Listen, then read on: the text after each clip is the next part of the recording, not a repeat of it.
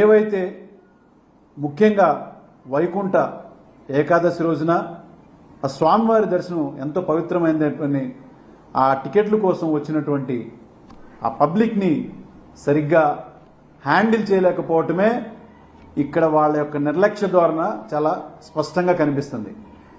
దర్శనాని కోసం వచ్చి వైకుంఠానికి వెళ్ళిపోయారనే చాలా బాధ అనిపిస్తుంది. ఇందులో పూర్తి స్థాయిలో నిర్లక్ష్యం, దాని బాధ్యత ముఖ్యమంత్రి చంద్రబాబు నాయుడు గారిది అనేది చాలా చాలా స్పష్టంగా తెలుస్తుంది. ఎందుకంటే ఆయన ఈ యొక్క వైకుంఠ ఏకాదశికి సంబంధించినటువంటిది జాగ్రత్తలు కానీ దాని యొక్క పబ్లిసిటీ విషయంలోనే కానీ ముందుండేది పబ్లిసిటీ విషయంలో అందరికీ తెలుసు. దీనికి ముందుగానే వాళ్ళు క్యూ లైన్లు ఎక్కడిస్తాము, ఎక్కడ పెడతాము, ఏంటిది అని చెప్పని పూర్తి షెడ్యూల్ ఇచ్చారు. ఏమనుభవం ఉందని చెప్పని బిఆర్ నాయుడు గారిని టీటీడీ చైర్మన్గా పెట్టుకున్నారు. మీకు వాళ్ళకు ఉన్నటువంటి లావాదేవీలు ఏంటి?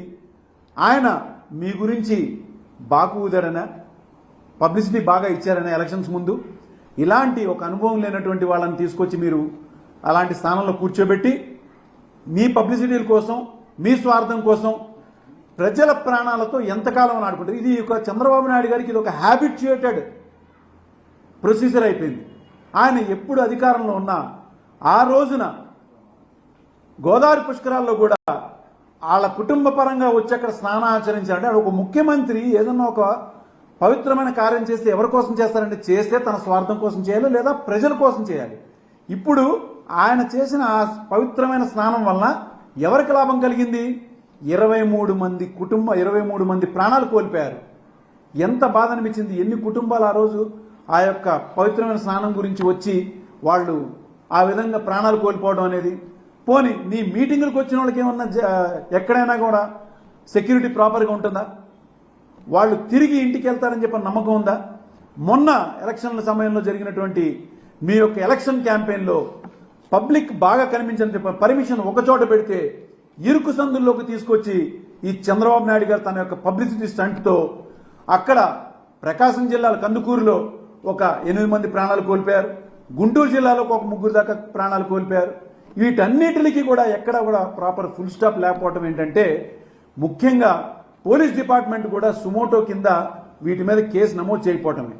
అందుకే వీటికి ఫుల్ స్టాప్ పెట్టడానికి నిన్న జరిగినటువంటి ఈ యొక్క స్టాంపిడ్కి నేను నేషనల్ హ్యూమన్ రైట్స్ కమిషన్లో ఇదే చంద్రబాబు నాయుడు గారి మీద, ఇదే chairman TTD chairman BR Naidu EO మీద నేను ఆల్రెడీ కంప్లైంట్ చేయడం జరిగింది. వీళ్ళ మీద కరెక్ట్ యాక్షన్ తీసుకోవాలని, అట్లానే మినిస్ట్రీ ఆఫ్ హోమ్ అఫైర్స్ అయినటువంటి అమిత్ షా గారికి కూడా నేను దీనికి మెయిల్ పెట్టి ఆయనకి కంప్లైంట్ రాయడం జరిగింది.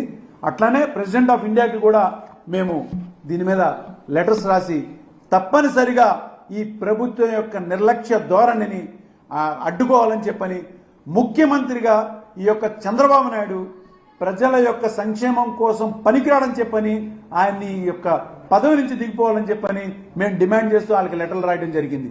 ఎందుకంటే ఆయన ఏదైనా కానీ అధికారంలోకి వచ్చే ముందు చేసేటువంటి పబ్లిసిటీ ఒకటి.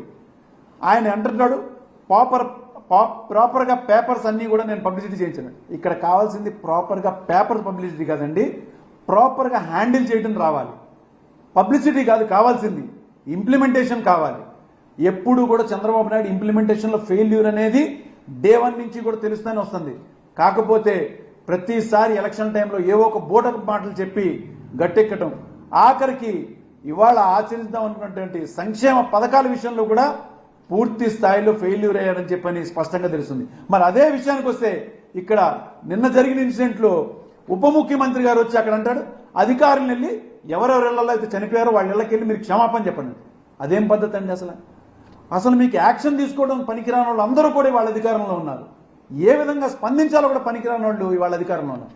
వెళ్ళి ఎవరిని ఇంటికి వెళ్ళి క్షమాపణ చెప్తే ఏమవుతుందండి? దానికి ముందుగా మీరు తీసుకోవాల్సిన జాగ్రత్తలు ఏంటి? అనుభవం లేని వ్యక్తుల్ని తీసుకొచ్చి అక్కడ మీరు ఎప్పుడైతే క్రౌడ్ ఎక్కువ ఉందో మీ పోలీసులనేమో మీ స్వార్థం కోసం కుప్పంలో ఒక 3 రోజుల పాటు దాదాపు 2000 మంది పోలీసులను అక్కడ తరలించారు. ఆ తర్వాత వైజాగ్ మీరు ప్రోగ్రామ్కి వెళ్ళిపోయారు. ఇక్కడ ఆల్రెడీ పబ్లిసిటీనేమో దాదాపు లక్షల్లో కాదు, ప్రజలు ఎప్పుడు కూడా వరుసగా ఒక కార్యక్రమానికి ముఖ్యంగా టీటీడీకి సంబంధించి ఎంతో లక్షల్లో వస్తారని చెప్పని తెలిసినా కూడా దాని జాగ్రత్తలు తీసుకుపోవడంలో పూర్తి నిర్లక్ష్యం అనేది కనిపిస్తున్నటువంటి ఇక్కడ చంద్రబాబు నాయుడు గారిని తప్పనిసరిగా అరెస్టు చేయాల్సిందని చెప్పని మేము డిమాండ్ చేస్తున్నాం. నమస్కారం.